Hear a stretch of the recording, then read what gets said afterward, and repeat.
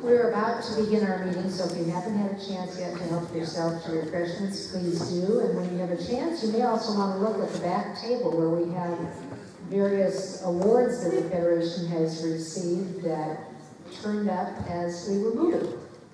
So when you have a chance, take a gander at those too.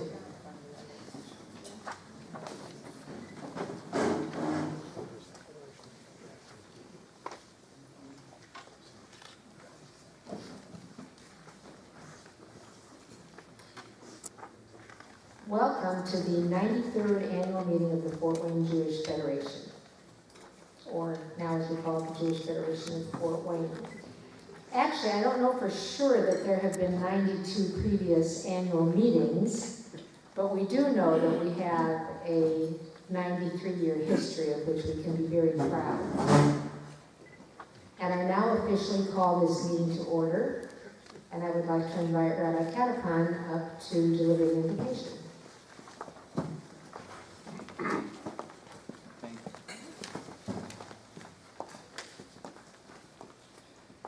During a recent trip to Morocco, a group of American rabbis were privileged to witness the work of the Jewish Federations firsthand. While in Casablanca, I visited a housing unit that provides free of charge small apartments for Jewish elderly. The project is funded by the American Jewish Joint Distribution Committee, a partner agency of the Jewish Federations. Without the housing, these elderly Jews would have no place to go. In addition, they receive a stipend and have access to medical services. As we were leaving Casablanca, the social worker in charge of the project, Simone, told me, "Thank you so much for all you do." I was touched, but felt undeserving for what I do. Then I realized that she was saying, "Thank you to all of us." It is because of the work that hundreds of small and large Jewish federations like ours do that those elderly Moroccan Jews get a chance to have a decent housing and health care when they need it most.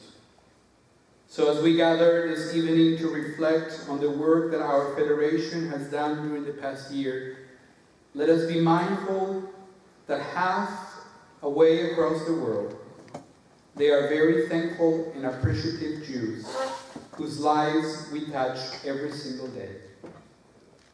Let us be thankful for the opportunity to do this work and to be a part of such wonderful projects. Creator of the universe, by whose goodness the world is renewed day by day, you have implanted in us a spark of your creative will. You have made us your partners in the building of a better world. We give thanks for the opportunities that lie ahead and pray for strength and skill. May we gain wisdom together, and when we add to the contentment and well-being of others here, in our own communities and around the globe. O God, may we walk together in the light of your presence and use all our powers for blessing. Baruch atah Adonai Eloheinu melech haolam, asher kitshanu b'mitzvotav v'tzivanu lirdof tzedek. We praise you, eternal God, sovereign of the universe, who calls us to holiness through mitzvot, commanding us to pursue tzedek, justice. I'll ask everybody to please stand for a moment of silence as we remember those members of our families that in the past year passed away, members of our Federation here in Fort Wayne and our extended families. Dale Chambers, Rena Babbitt, Alvin Farber, Babette DeSauer Neuwirth, Dennis Berquist, B. Turin, Rosie Adams, Ronald Louis Levin, William Lesser, Francis Shine, Jim Etzler, Ruth Morris, Diane Spanger, Ed Roberts, Jim Long, Diane Wolf, David Oxteen, Sharon Subik, Julie Brooks, Linda Babb. We pause for 1 minute.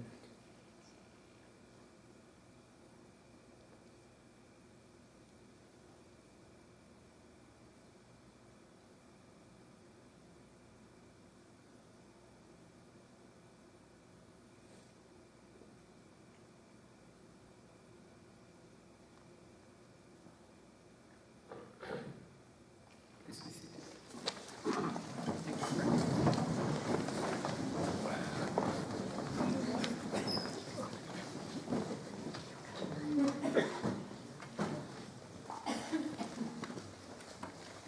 The next item on the agenda is the election of new officers and board members, and you see the slate in your program.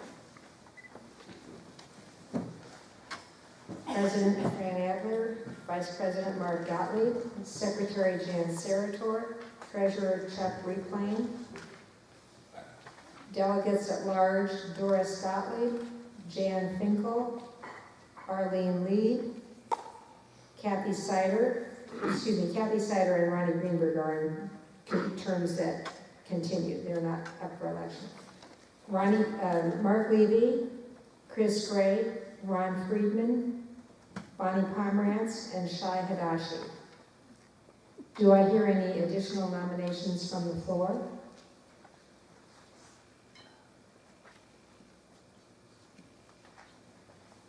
Move the nominations be closed. Second. I hear a motion that the nominations be closed and the slate be accepted as presented, and it has been seconded. All those in favor, say aye, please. Aye. Thank you, and so now we have a new board officially elected. We don't need to approve the committee reports, but I do want to call your attention to the fact that committee reports are in this program, so you can see all that our committees have done over this past year.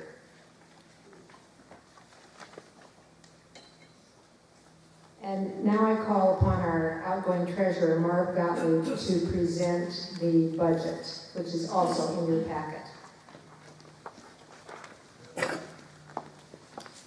At the last board meeting, the budget for 2014-2015 was unanimously approved. If you have any questions, there are footnotes on the last page of your booklet that pretty well explains any questions that you might have. And those footnotes were prepared with great accuracy by our finance guy at the Federation office, Larry Coulter, who is here tonight. Okay. So, do I hear a motion from the group at large in favor of passing the 2014-15 budget? So moved. Okay, we have a motion and second. All in favor? Aye. Any opposed?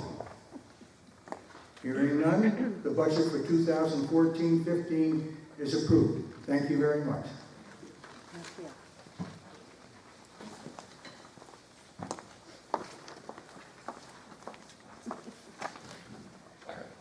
I would like to call on Elisa Cohen to present the Brosler Youth Leadership Award. And by the way, our secretary, Jan Sarator, was unable to be here tonight, and Elisa graciously volunteered to take minutes, so I also want to express my appreciation for that.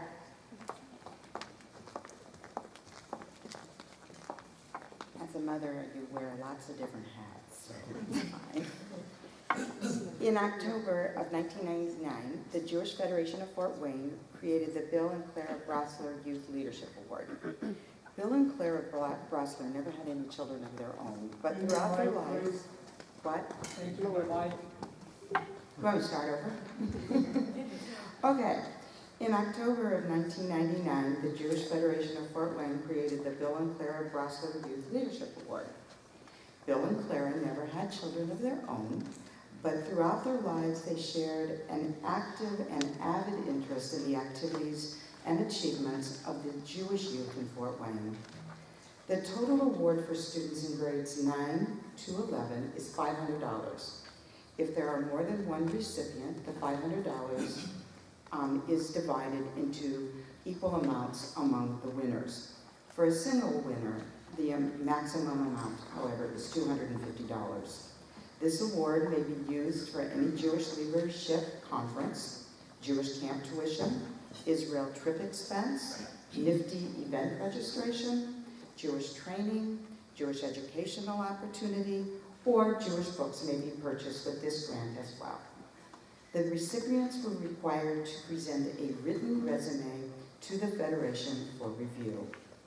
I am pleased to tell you that based upon a review of the information submitted for the award, the 2014 Brosler Award recipient is Ethan Zweig. Would you need to come up, please?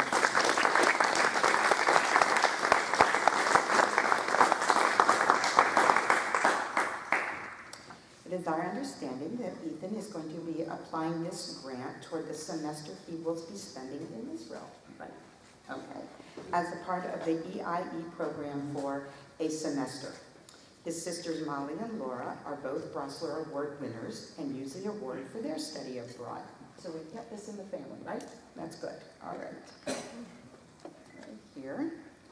Besides the monetary award, Ethan will receive a special certificate, and his name will be on the large plaque that hangs in the Federation office. And this is your award, Ethan, and you can take that home and hang that with your sister's awards too. Maybe we'll put yours in a very special place. So, thank you very much.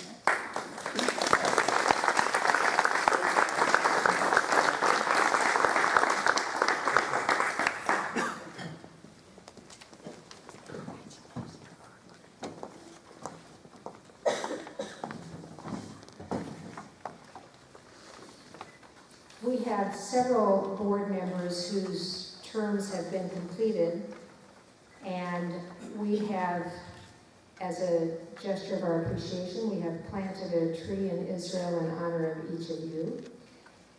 And I ask you, please, if you are here, as I say your name, to come forward so that we can express our appreciation.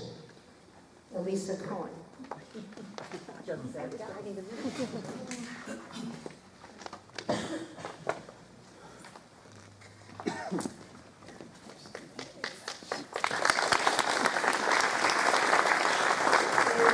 Teresa Barber here? Jennifer Schuler? And Josh Turka.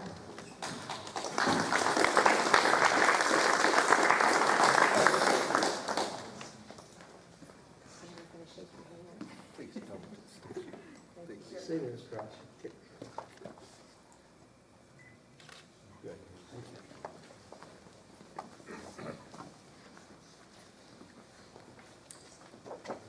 I see there's a little typo. I don't think we have to elect our board twice, so we'll continue with our executive director's report, Jackie Schreier.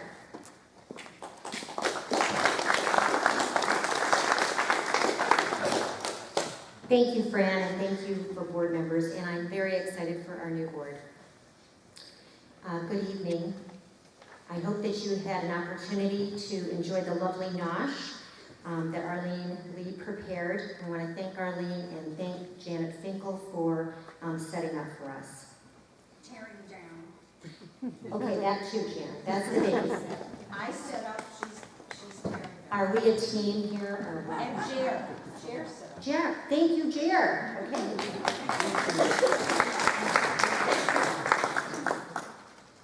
Thanks to each of you here this evening for your participation in the 2014 annual meeting, our 93rd.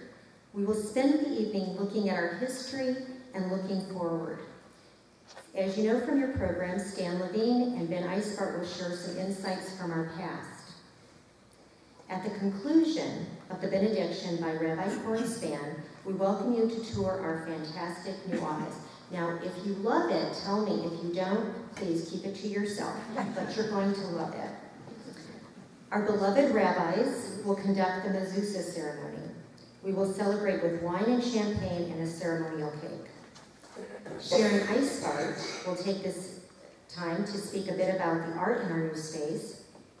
It was a gift to the Federation given in loving memory of Francine Schubert by her husband Phil, who will be joining us later.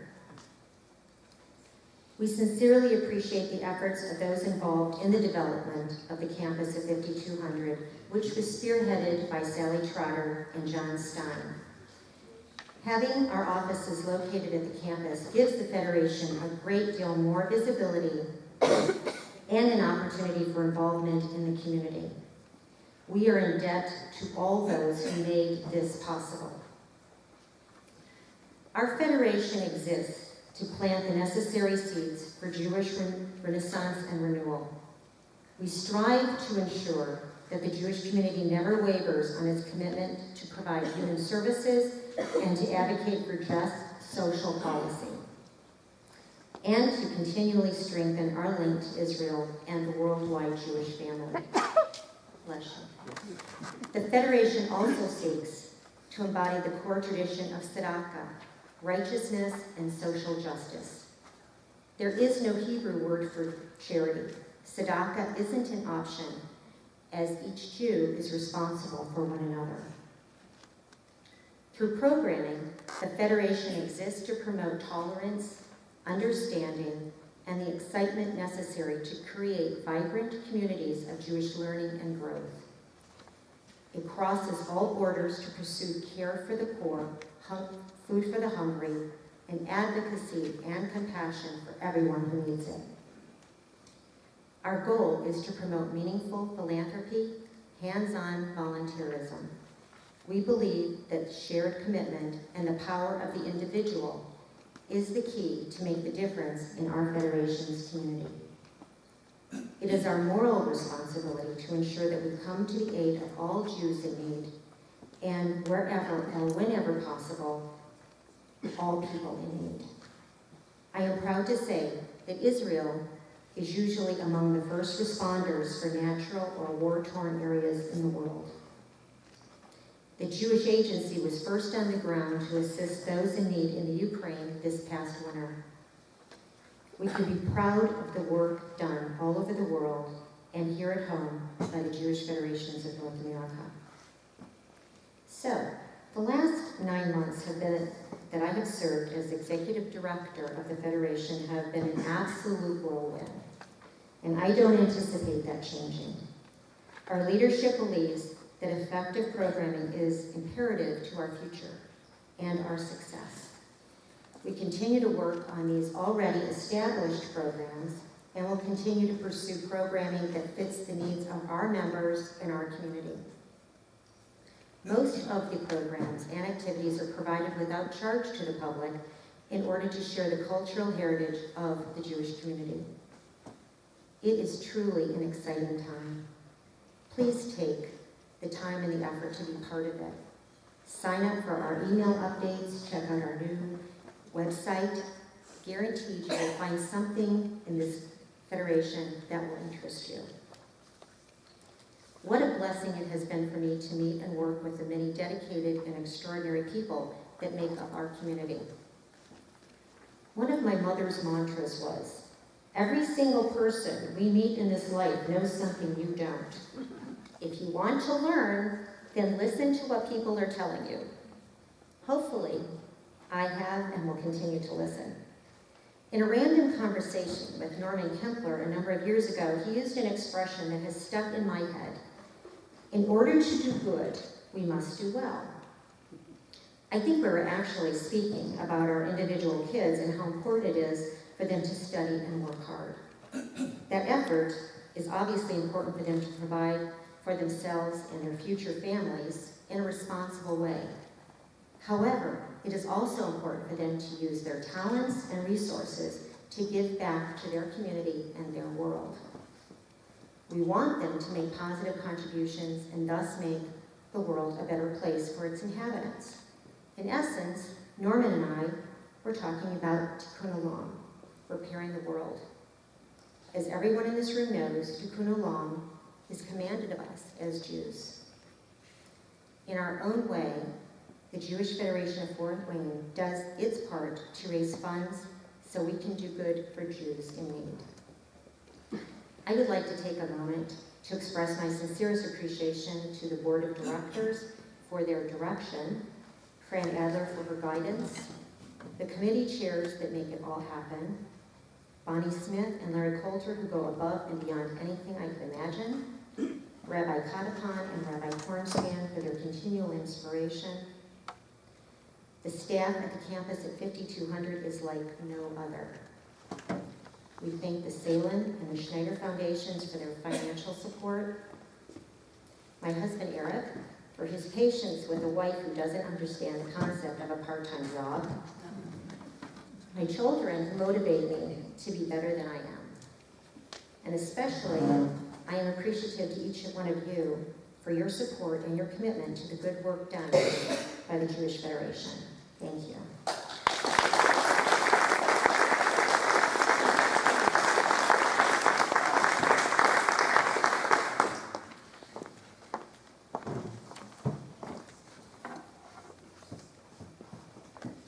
This has been in many ways a very special year in the history of the Jewish Federation of Fort Wayne.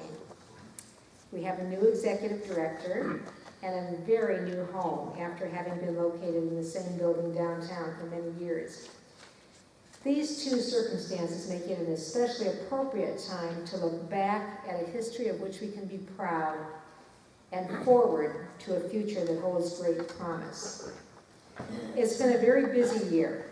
Our annual campaign began in October with a wonderful program with Jean Smith, the daughter of Irene Good Opdyke, who was recognized by Yad Vashem as righteous among the nations for her role in rescuing 12 Jews in Poland during the Holocaust.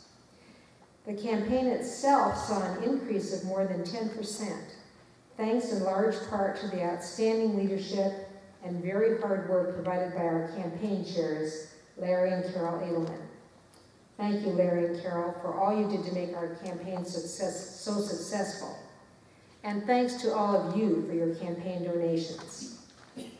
We had a wonderful Shalom party and a very moving Yom HaShoah service at which we recognized Danuta Rank-Mikulska, another Polish woman recognized by Yad Vashem for her role in rescuing Jews. Danuta lives here in Fort Wayne, and her family members came from all around the country to share in this special occasion. We had another successful and well-received People of the Book program chaired by Kathy Sider. My thanks to all of you who helped make these programs so outstanding. We had some particular challenges this year from some very negative programming in Fort Wayne. We felt we needed to provide some alternative views, so we rallied and expanded our Community Relations Council and presented 3 programs in a series we called Pathways to Peace. We brought in 3 outstanding speakers: Noam Gilbert of the Israel Action Network, University of Notre Dame Professor Alan Dowdy, and Georgetown University Professor Ralph Nurenberger. We also hosted Israeli Consul General to the Midwest, Roy Gilad, for an opinion leaders lunch. Again, special thanks to CRC Chair Larry Edelman for spearheading these efforts, and to all the members of our CRC for your hard work. Our volunteer involvement in all these events is crucial, but none of them could have happened without the hard work, persistence, and dedication of our executive director, Jackie Schreier, who, as she says, doesn't understand part-time. Jackie has taken on this job with energy, excitement, and an enthusiasm that is contagious. Last July, 2 months before she was even officially working, she arranged a road trip. We traveled to South Bend to meet with the staff there to learn about how a very successful federation operates. We've also traveled to Indianapolis this year to learn more. Jackie is full of plans and ideas, and I anticipate many more offerings for the community under her leadership. It is a true joy to work with her. We also have an enthusiastic board, including those newly elected, who bring a fresh spirit and fresh vigor to our organization. And we are making efforts to renew and revitalize our federation.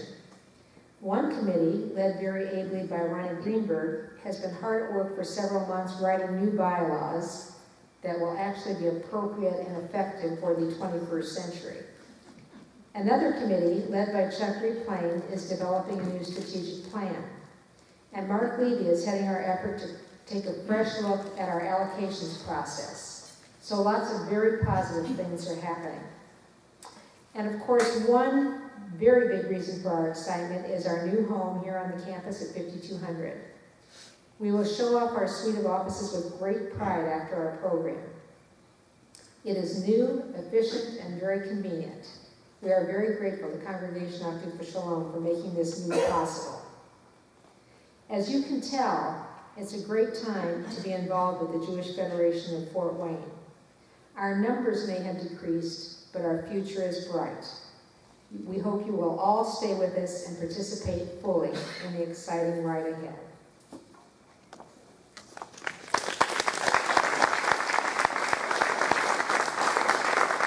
And now I ask Jackie to introduce our program.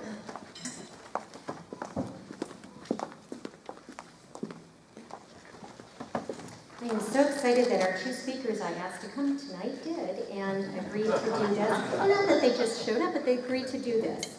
So I'm going to tell you a little bit about each of them, and then I'll ask Stan Levine to come first, and then I start.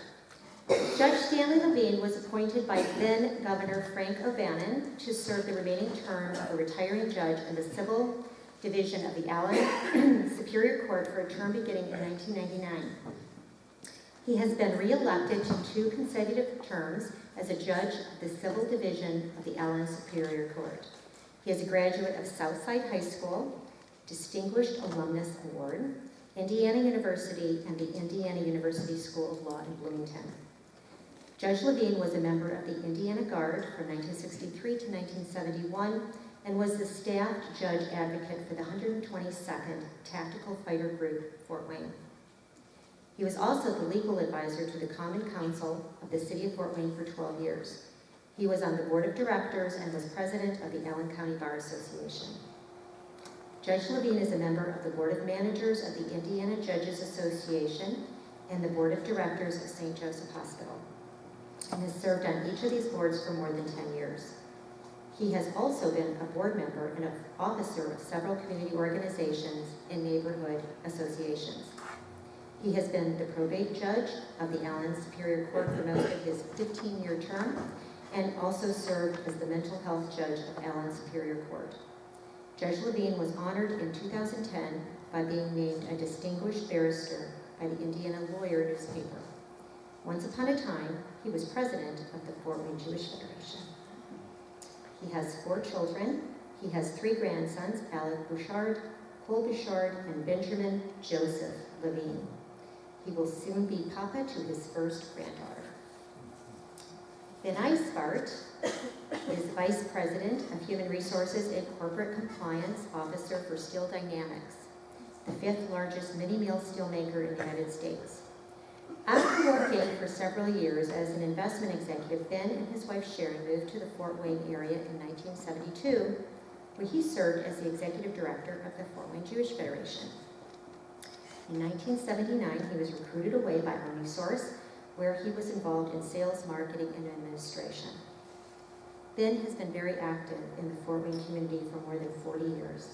He has served on the Fort Wayne City Council, Fort Wayne Community School Board, Fort Wayne Plan Commission, Fort Wayne Redevelopment Commission, Metropolitan Human Relations Commission, Allen County Democratic Party, Allen County Economic Opportunity Council, Enterprise Zone Fort Wayne, and Science Central.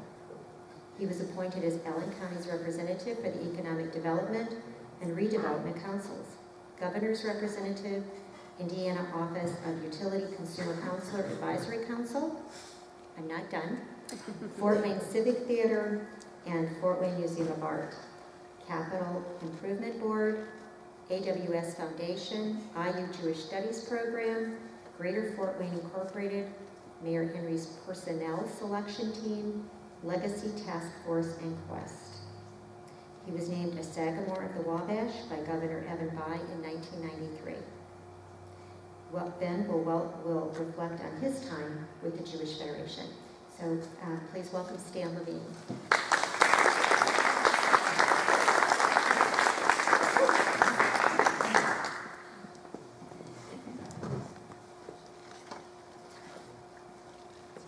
It really is a pleasure and a privilege to speak to you, especially since I am, I guess, the opening act for Ben Iceberg. Ben is more modest than that long introduction. He sent an email to Jackie to edit it. I did. You did? I did. Wow. I'm more impressed, Ben.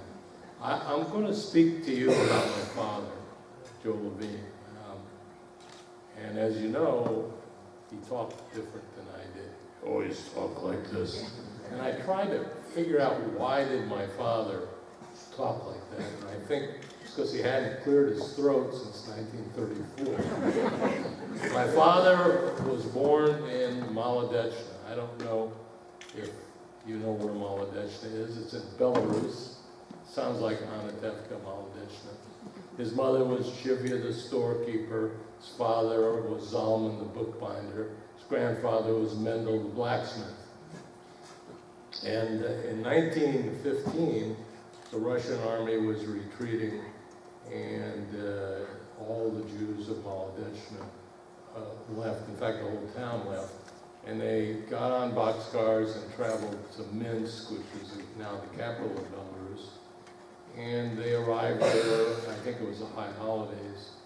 And because he was traveling with two of his brothers and the Russians were conscripting teenagers, they left Minsk shortly after being there.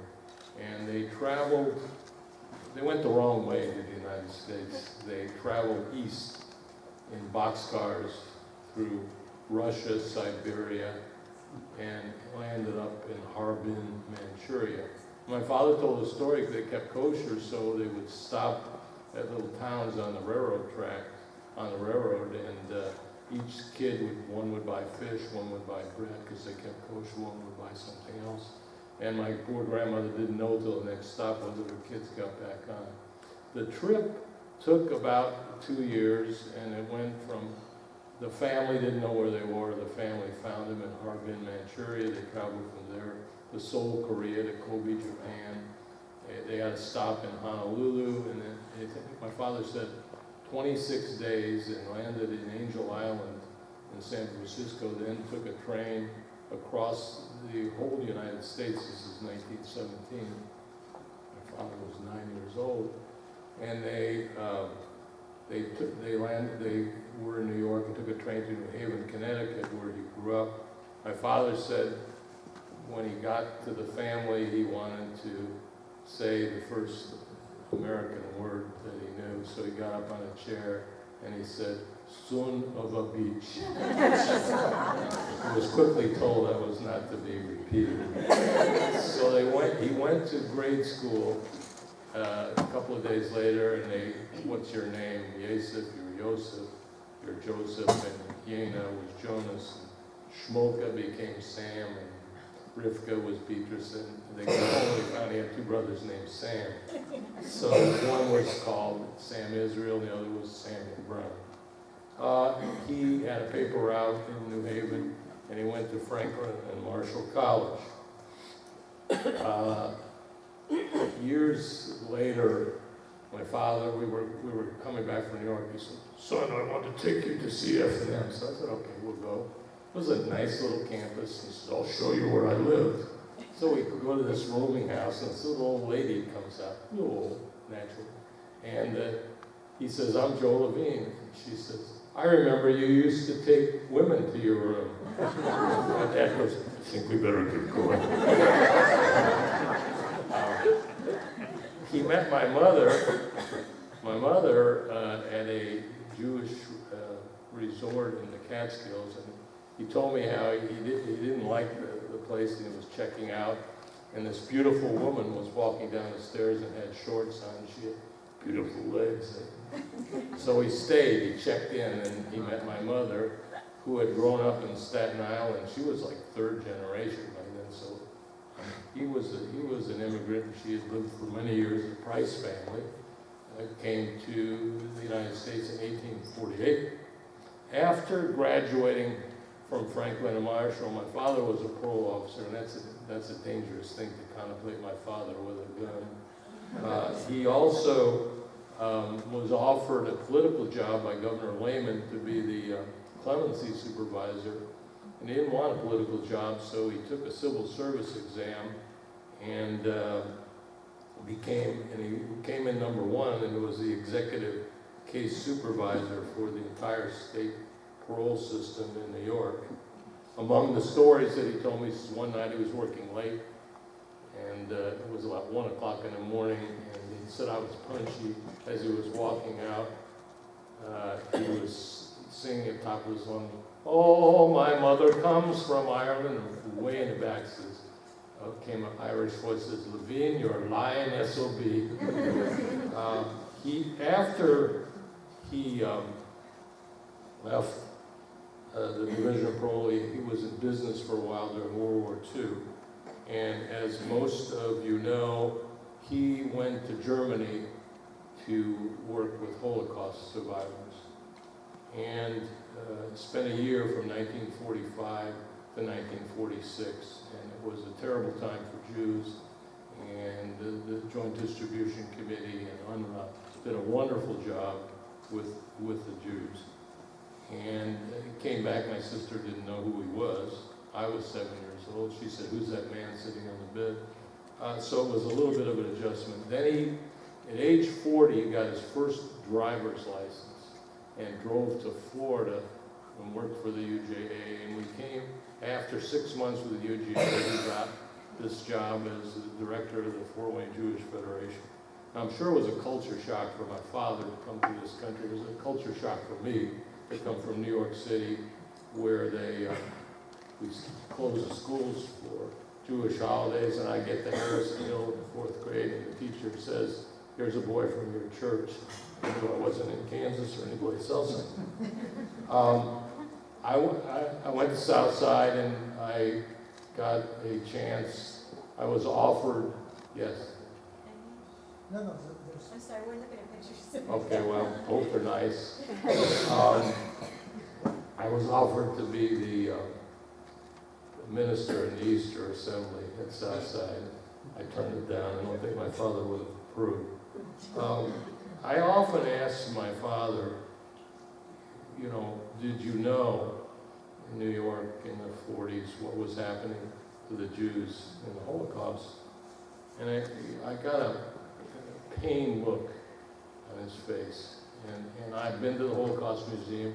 I've seen the articles from the New York Times about what was happening. And the Jews, unfortunately, didn't have the political clout that they have now. And I think for his generation, it was a tough thing to know what was going on in Europe and be powerless to help to stop it. As the director of the Federation, he was responsible for many things, including something called Jolly Juniors, which was for little kids. They had it at the temple. Some of you, I think this is why he was there. Billy Jacob, the basement. Yes. And my father had a box of candy bars, Clark bars, Hershey bars. And, we'd ask, do we have one? I think he thought the angel of the Lord would come down and strike him dead if he gave his kids one of the candy bars. So I must confess I got 2 Hershey bars and a Clark bar in about 4 years of that. He was a powerful influence on me. I told this at his funeral, before my father died, I asked him, do you want to do an ethical will? And my father said, no. And I asked him again, he said, no. And I realized, and I said this at the funeral, that his didn't need ethical will. He set morals and a tone for me that I live by. My father was not a perfect father. Nobody's father or mother is perfect. His parents were separated, so it really was he didn't have a father as a role model, but he did a pretty good job. He was an excellent storyteller when we were kids, and a lot of the stories were growing up in Maladechna and the trip that they took, and then all kinds of other stories, which, as I look back on my life, really helped me to have a sense of imagination and stimulated my creativity. So, as Ben knows, it's not even, as the rabbis know, it's not easy being a professional Jew, as it were. And that's what my father was, that's what Ben was at one time, and that's what rabbis are. They set a high standard. And the thing that I remember most as a little kid, when we were in New York, I must have been 6 or 7 years old. And in Queens, most of the congregations were like over stores. There weren't buildings like they are here. And I remember these old Jewish people singing this song.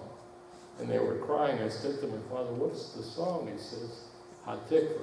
And I said, "What's Hatikva?" And he says, "That's the story, that's the song of the Jewish homeland. The Jews for thousands of years were wishing for a homeland." And I fully understood that. So in 1948, I remember I was home, and when they declared that the state of Israel was born. And I remember, it was a very emotional moment for my father. It was an emotional moment for me because I knew how much it meant to him. And he lived his life to help Jews, but that was a momentous part of his life. So among all the nice things that you said about me in my biography, today as I stand here at the Jewish Federation, I guess the most important aspect of my life is, in Hebrew, Ani Ivri, I am a Jew. Thank you.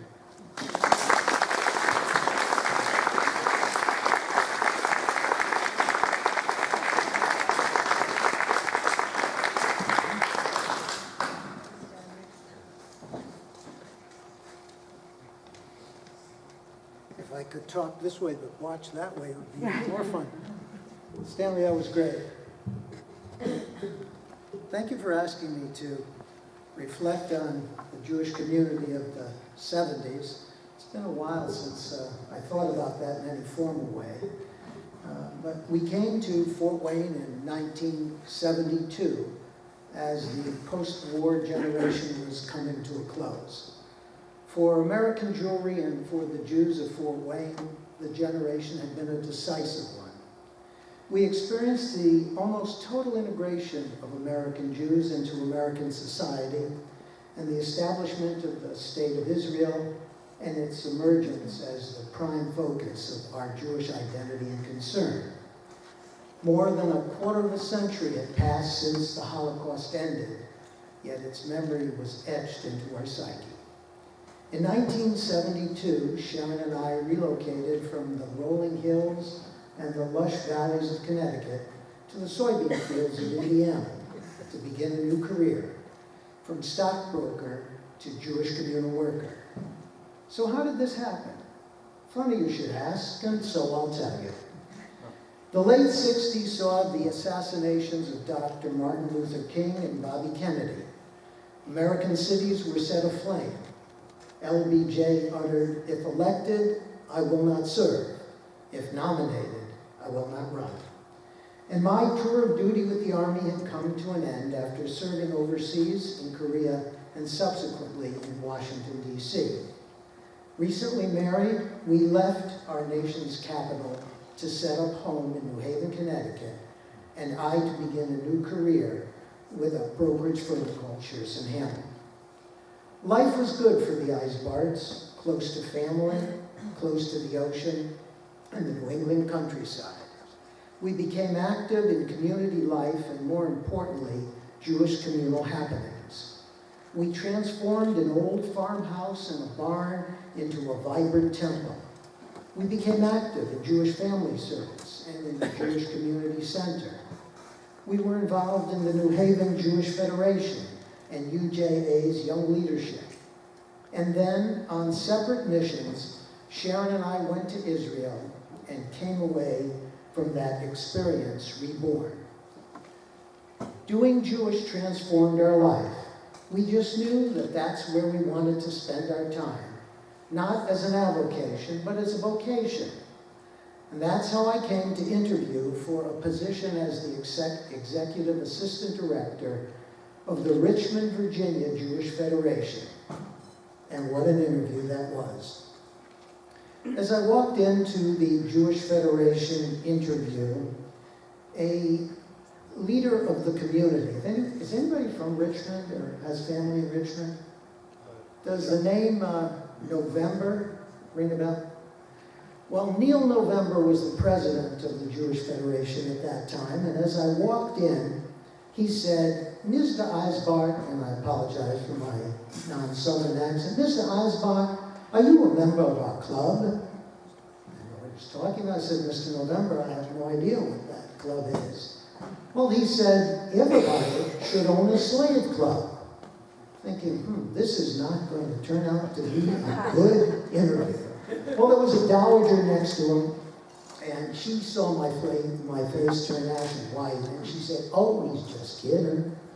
Didn't think that was too funny either. Well, the interview began with some inane questions, one of which I remember, where on the political spectrum would you place yourself? Thinking, this is time to leave. Well, then the question came up, what's my position on busing? Because at that time, there was cross-municipality county busing. The Supreme Court had ruled you can't segregate based on jurisdiction. I said, you know, I must have been confused because I thought this is a real Jewish question now. Busing's so important to bring senior citizens to their Jewish community center. And of course, we have camps, and the kids should go to camps. And oh, by the way, Mr. November, I'm not running for your state office of any time. And I turned to the director and I said, it's time to take me back, Jules, or I'll just get a cab and we'll go back to the airport myself. Well, that interview obviously didn't turn out well, but I was back home in Connecticut and I called Herman Levinson, the Federation's National Placement Director, and I told him of my experience. And I underscored the fact that I never, ever wanted to be exposed to such an environment. I never wanted to interview with Jeff Davis's Confederacy.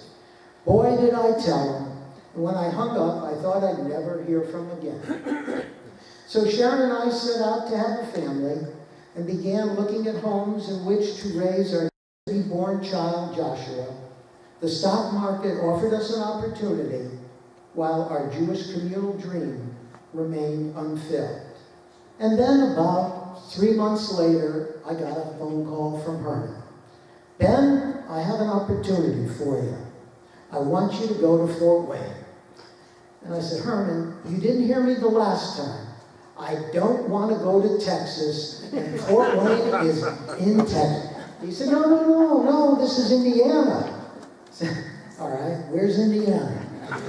Well, that phone call led to an interview. Came out here and met folks like Leonard Goldstein, Fred Turkow, Shelley Golds, Shelley Gottlieb, Bob Walters was incoming president of the Federation at that time, Bob Goldstein, Earl Brennan, Charlie Fine, and a host of others. We spent a Shabbos night at Irv and Rose Walters' house, met that family, toured town with Joe Levine. By the way, Stanley indicated that his dad got his license at 40. He should have gotten his license at 140. He was the worst driver in town. I'm sure Stanley would corroborate that. But anyway, surviving the Joe Levine tour of Fort Wayne, I went back, said to Sharon, I think we found a place, at least for a while. We can spend a few years here in Fort Wayne and see what else it might bring. Well, we came here, and the community welcomed us. And Sharon has a story about that welcome.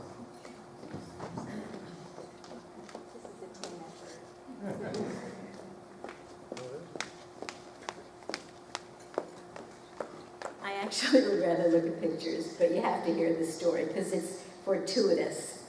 We came, we arrived. Ben didn't mention that when he interviewed for the job, I was 8 months pregnant with Joshua in Connecticut. So he took me away from family and friends and everything that I knew at 8 months. So we got here, and a month goes by, and Joshua is born, and I could go into lots of stories about that, but I want to tell you about what happens on my first outing about 10 days after Josh was born by myself. I had been stuck at home, having a baby, getting ready, and doing all the things that one does when one has a new baby. So I'm on my first outing, and I was going to, well, Walter's sister was having a housewarming, so I was buying a housewarming gift, and I was going to the grocery store. It was a huge, big deal. I was getting out of the house by myself. I got all dressed up. I even remember what I wore, but I won't bore you with that. And so I go to the bath shop that was on the corner of State and Spy Run, and I'm looking around, and I'm spending way too much time there. And while I'm there, unbeknownst to me, there is a couple who notices me. And he says, she's Macedonian. And she says, no, she's Jewish.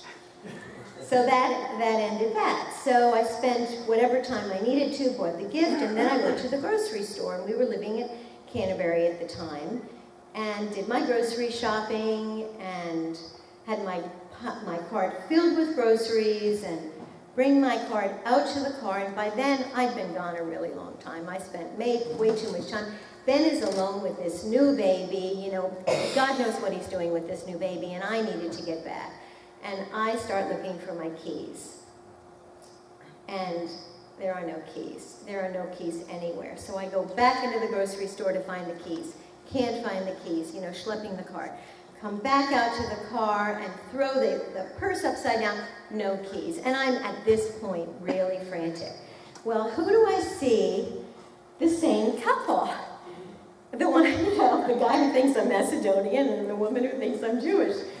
And they look at me and they say, do you need some help? Are you okay? And I burst into tears and I say, no, my baby's at home and I can't find my keys. And I just dissolve. Well, it's Marv and Doris Gottlieb, and it's 42 years ago, and they were in my night and nighttess in shining armor, and they were my first kind of introduction to the extended Jewish community, and we've been friends ever since. So that was my welcome, one of my welcomes.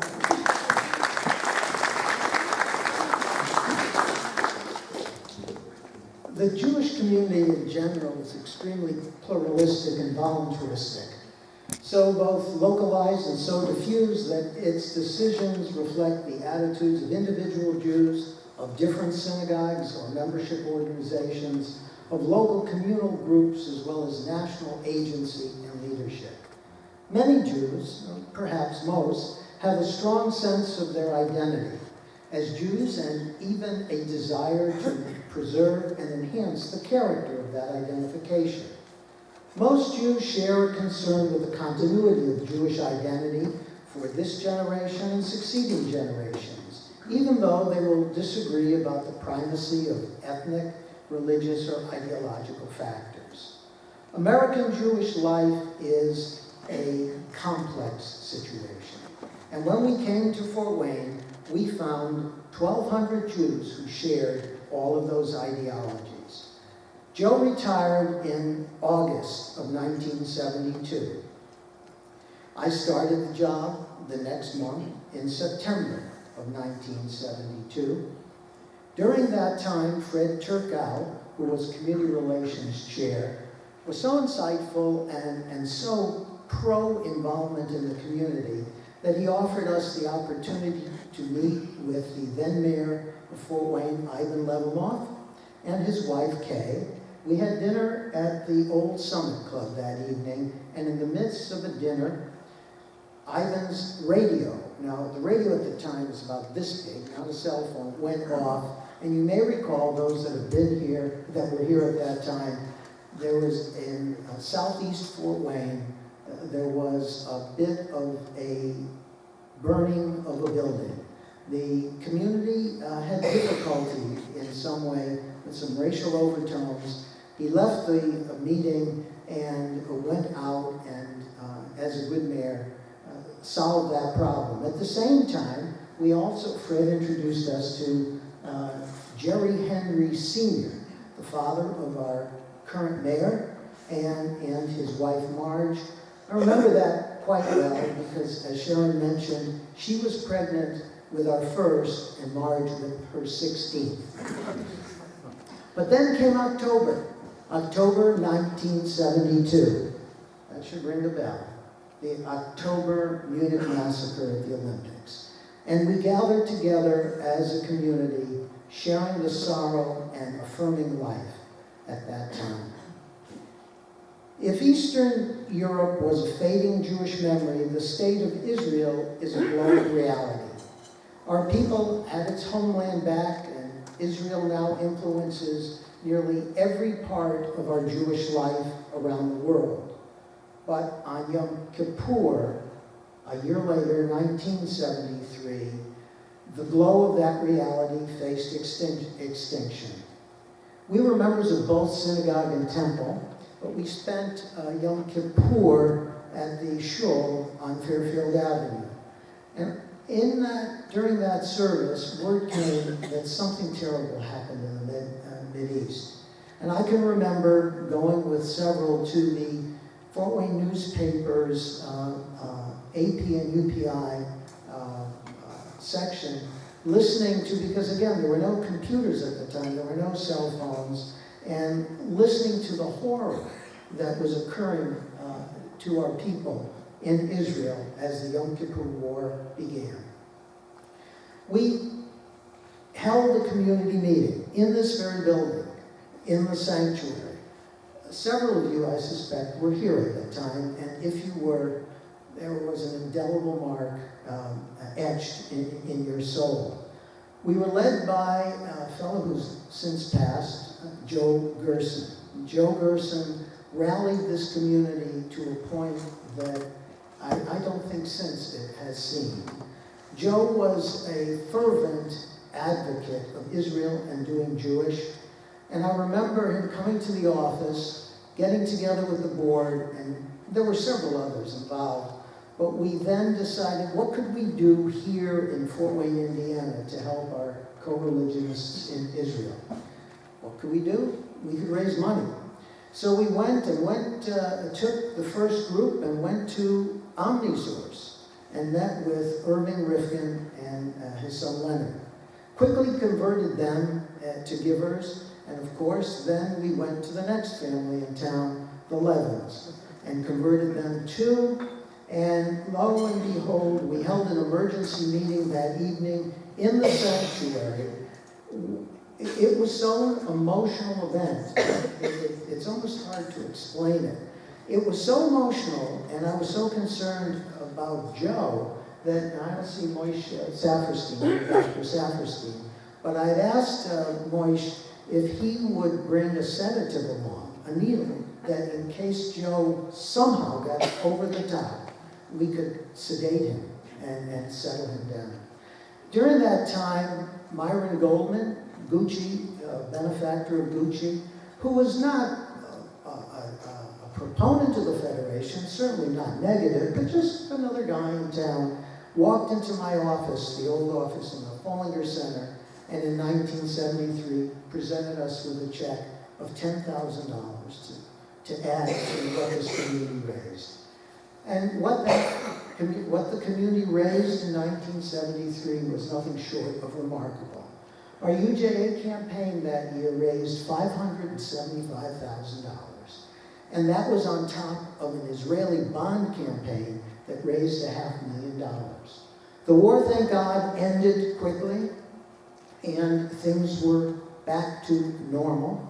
We went to the Jewish Federation's General Assembly in New Orleans in November of that year, and Fort Wayne was honored by having the 4th highest per capita giving in the United States. Think about that, the 4th highest per capita giving. During my tenure as director, I served 4 different presidents. Initially, Shelley Goltz, Bob Walters followed, and then the Federation elected its first woman president, Janet Latz, who was followed by Marvin Krell. Each brought a different flavor and a tone to the position, and each in his or her own way made Jewish life in the shtetl a bit better for having passed through.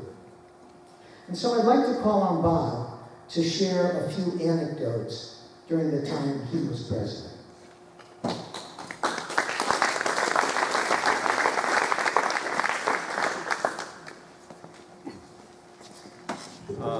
I think the thing that I'm going to, two stories I'm going to share that I think really are both products of the times. I think it's very hard for those who were not here at the time or were young enough that they really didn't live through. But the period of, when I came back to Fort Wayne in 1967, the June of the outbreak of the Six-Day War, I remember my first job sitting in the law chambers of Judge Jesse Eshbach. It was my first job. And listening to the radio as the reports that Abdel Nasser had been circulating that Tel Aviv was in flames. And I remember sitting there crying and really torn with a young son just born and really asking myself, should I go there? Should I go and volunteer? That it was, you know, it was an existential moment for me. What am I going to do if I get killed? What, you know, a new family? I mean, it was really that kind of a moment. Fast forward to 73, same story. And I think it's very difficult to not see that moment and kind of live through that period where literally the state of Israel's life was on the line. I had become a member of the National United Jewish Appeal Leadership Cabinet. It was a national small cabinet of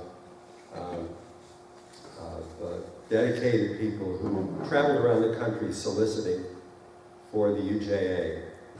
And we were trained, and in order to be a member of this cabinet, and I look back, I mean, I smile, but in order to be a member of the cabinet, you had to be willing to be solicited yourself, but to be solicited by a team of 3 individuals, an accountant, a lawyer, and one other person, and you had to bring your tax return. And if you thought, you know, if you think about it, you didn't have to be a member of this cabinet, but the idea was, are you willing to make a maximum gift? And therefore, it should be an objective exercise. You know, what are your expenses? How many kids do you have? What kind of car do you drive? What ought you to do? So I was kind of imbued with that as a focal point. And at that moment, I kind of began feeling that you know, everybody ought to feel the way I did. And surely if people understood, and if people really understood what was at stake, everybody would open up their hearts and would give.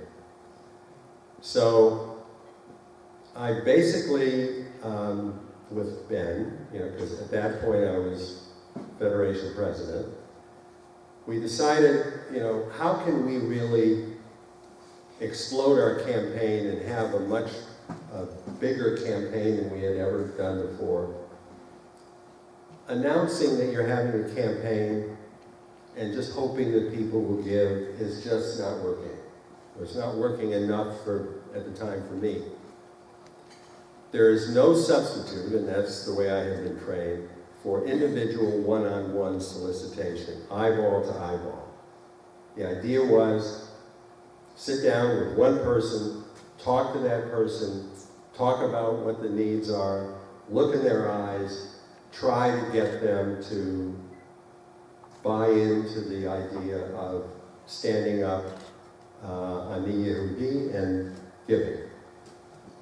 So Ben and I talked a little bit, and we said, you know, let's try something different. People very often don't come to meetings if you're going to have a meeting where the issue is raising money. If you send out pledge cards, whatever, we all know that very often people don't respond. You got to really go after them.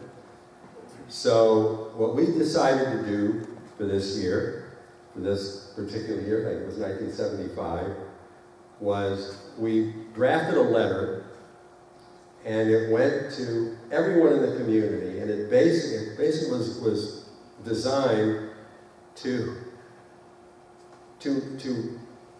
prevent somebody from saying, I'm busy, I can't come to your meeting. Instead of saying, would you come to the Federation office Tuesday at 4:30, and we knew, we get a call, I'm sorry, I've got an appointment. So we wrote this letter, and we gave 3 different dates at 3 different times. The theory being, nobody can say they have a conflict for every one of those meetings.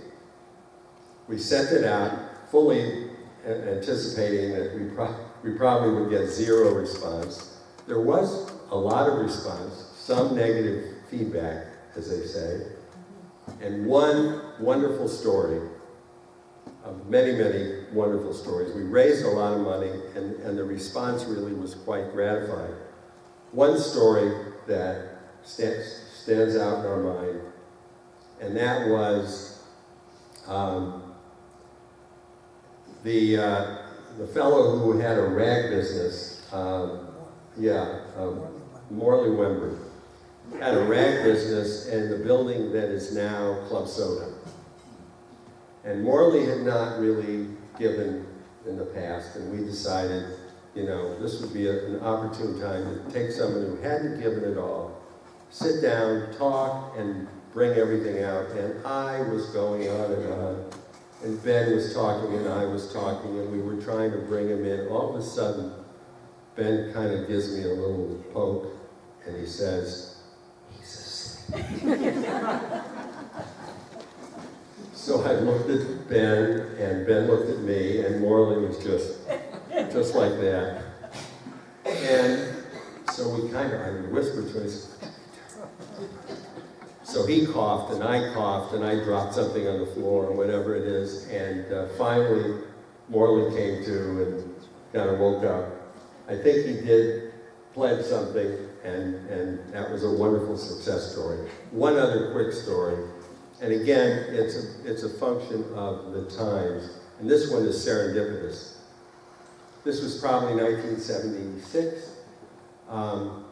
Ben gets a call from Annie Todorin. I don't know how many of you here knew Annie. She ran a little nightclub called the Gibson Girl, and Annie was a member of one of the Macedonian or Greek Orthodox churches, and there was a priest from a rival church that was actually coming to speak in Fort Wayne. He was an Eastern Orthodox priest. He was out of Grass Lake, Michigan. His name was Valerian Trifa. And he was coming to talk to the community and enlist people for their church. Annie belonged to the other place and said, this guy is bad, bad news. And told us who this guy was. And she mentioned that there was a Jewish dentist from the east somewhere who had literally been following this guy for years, trying to get him deported. Valerian Trifa was known as the Butcher of Bucharest. And during the Holocaust, there were many, many countries where the local population was sometimes more rabid and worse than the Gestapo. This guy was a member of the Romanian Iron Guard and was involved in a mass slaughter of Jews in Bucharest, where they literally took Jews to the slaughterhouse and killed them in the slaughterhouse and hung them up on hooks. It was just a horrible, horrible story. And this dentist had followed this guy around, and Annie knew about it. She didn't want this guy coming into Fort Wayne, called Ben, and the 2 of us got together and we decided to have a press conference to tell the community who this guy was, to say very openly he's not welcome in Fort Wayne, and to lay out what this guy had done. They found out about it, sent a letter to the Federation, threatened to file a defamation lawsuit, And in an early version of what later became, Clint Eastwood's famous lines, make my day, Ben and I at this press conference basically said, come on, file suit. Let's have it out. Let's duke it out. Let's see what happened. And the guy never came. The guy ended up not coming to Fort Wayne. It was a very interesting time and one that I know I'll never forget.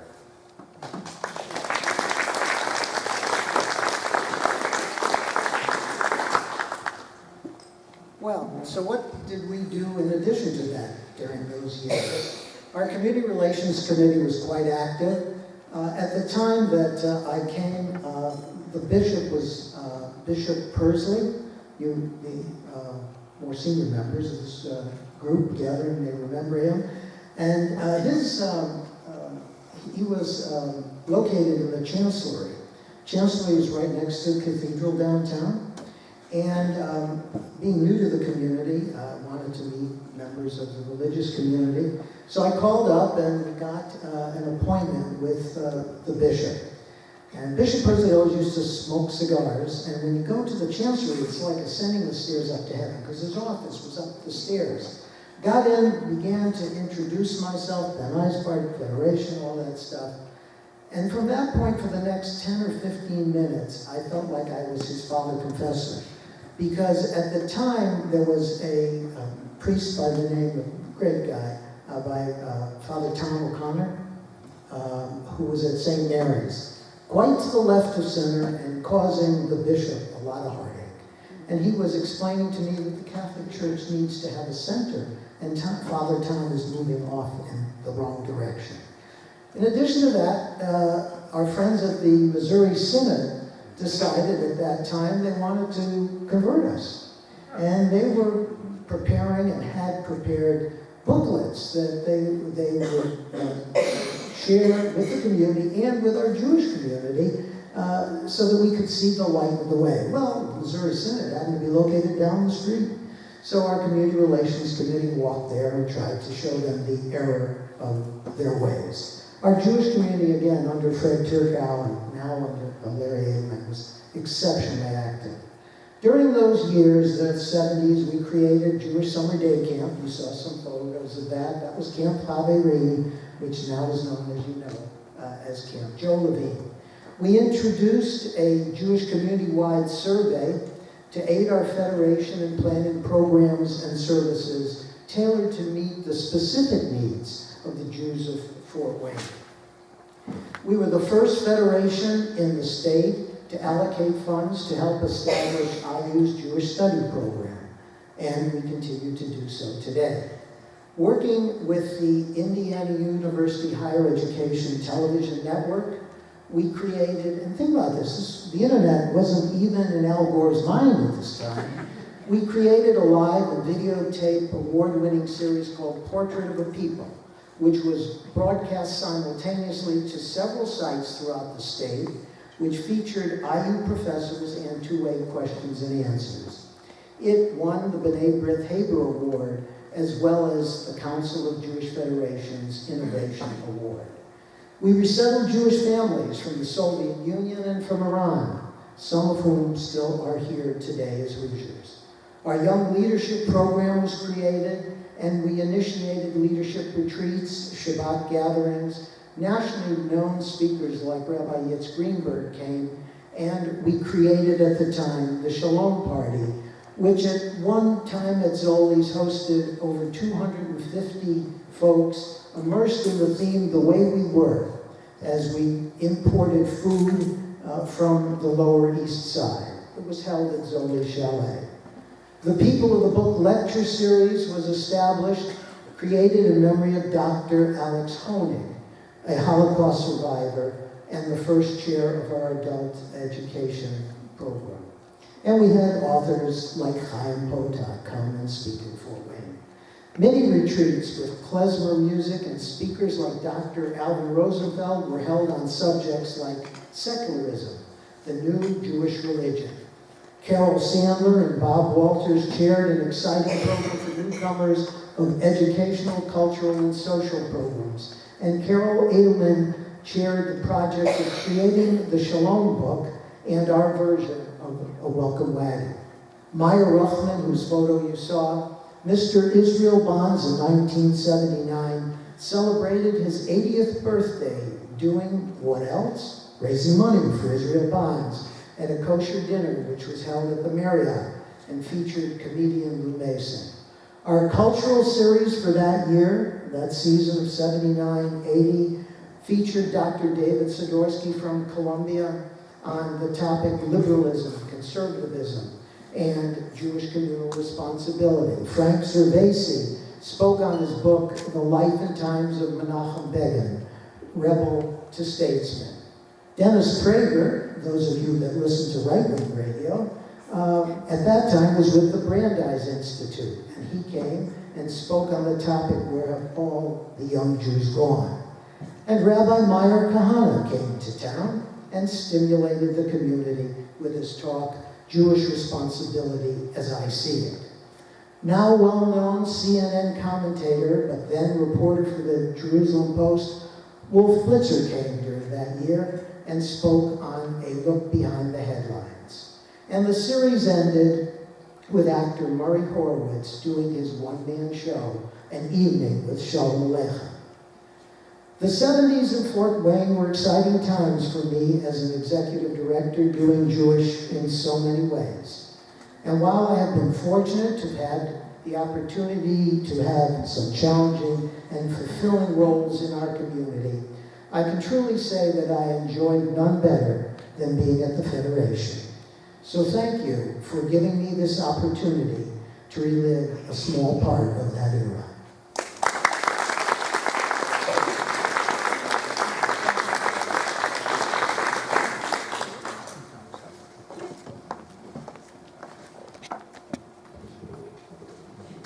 Thank you, Stan and Ben, for some wonderful reminders of some wonderful times in Fort Wayne. I now will ask Rabbi Kornspan to come deliver the benediction. And after that, we invite you all down the hall to see our new headquarters and enjoy a toast.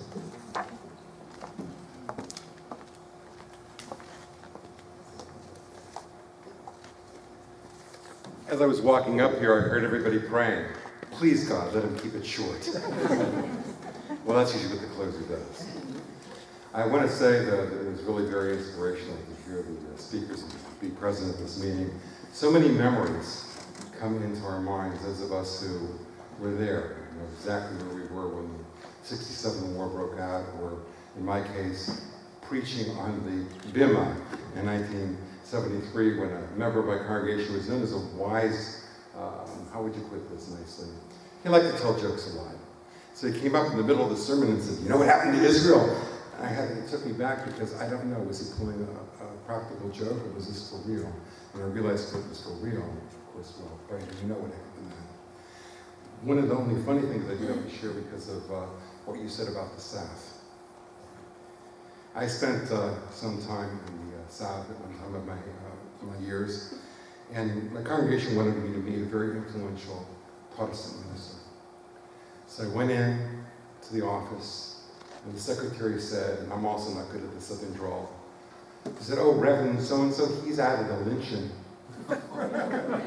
My face got really pale. Here is a Jew in the South, and he's added a lynching, until I realized that's the way they say luncheon. It's a true story. I'd already signed a contract, so I was stuck. I couldn't leave. Eloheinu v'le'avoteinu v'yimeinu. Our God and God of our fathers and mothers. We are definitely inspired tonight by all this Federation has done. We have heard and been inspired by what has been said about the past. And we truly realize that we stand on the shoulders of those who came before us. Remember fondly those who have passed away. And although it tears at the heart, it also gives warm memories to us as we can smile. And as we go forward, we ask for your blessings. Certainly this has been a trying year for Israel. It's been a trying year for us we try to put a positive spin on what is happening in Israel and this community. And so our hearts and our souls pray that Israel should be blessed with a true and complete peace, and that we should see shalom in our community, our nation, and the world. As we're concluding our annual meeting and going to affix the mezuzah on the new location of this federation, we pray for your blessings not only on the location, not only on the building, but on each person who is working so hard for the Federation and for our community. Certainly upon Jackie Schreier, upon Fran Adler, upon all the board of directors, which by the way also includes the Douglas, and all who lead our community affairs. But we also realize that we are all one family, and that we should strive ever to unite and never to divide. Lastly, O God, help us stretch our souls to contribute the tzedakah that we know we should so that we will be righteous, and to also bestow loving kindness, gemilut chasadim, to all who need it, realizing that in reality it is our holy honor and our privilege to do so. Amen. Amen.